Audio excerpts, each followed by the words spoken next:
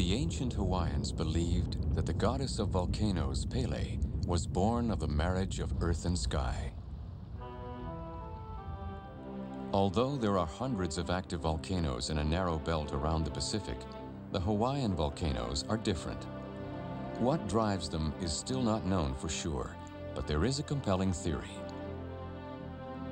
It holds that there are fixed plumes of superheated rock rising slowly through the Earth's mantle. Perhaps starting at a depth of more than 1,000 miles, one of them reaches the surface beneath the big island of Hawaii and creates what's called a hotspot.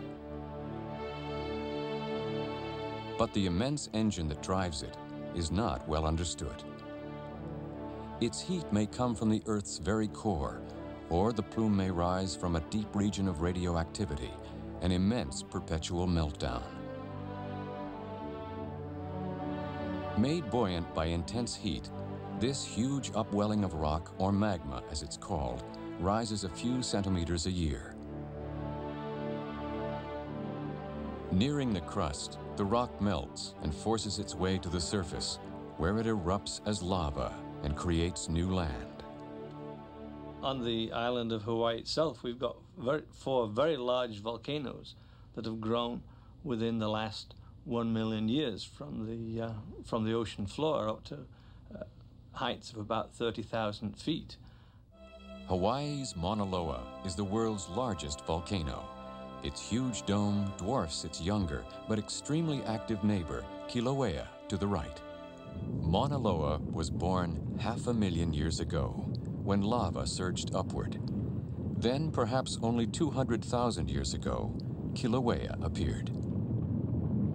All Hawaiian volcanoes were built this way, but except for those on the Big Island, all are now dormant.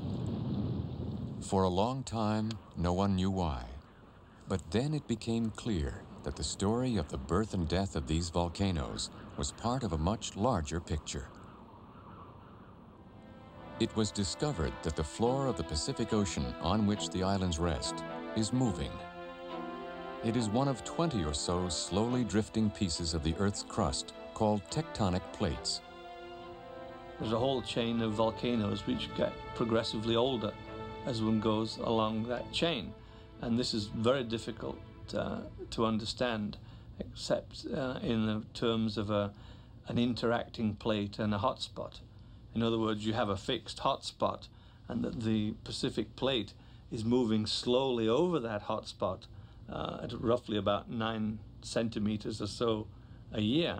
And so that as this plate moves along, then you're gradually producing volcanoes along the plate as it moves. For 70 million years, the plate has been moving across the hotspot, carrying old islands away, while new ones are created. The old volcanoes die, erode, and eventually submerge, and they now form an unbroken submarine mountain range 4,000 miles long, anchored at its southern end by the Big Island and its active volcanoes. This process is far from over. To the east of the Big Island, a new volcano is rising. Still 3,000 feet down, Pele's newest creation is called Loihi. Only 150 feet below the summit is a reservoir of red-hot lava. When magma is pumped into this chamber, Loihi inflates as much as 12 inches in 3 days. When the pressure is great enough, the volcano can erupt either at its summit or through a rift zone on its flanks.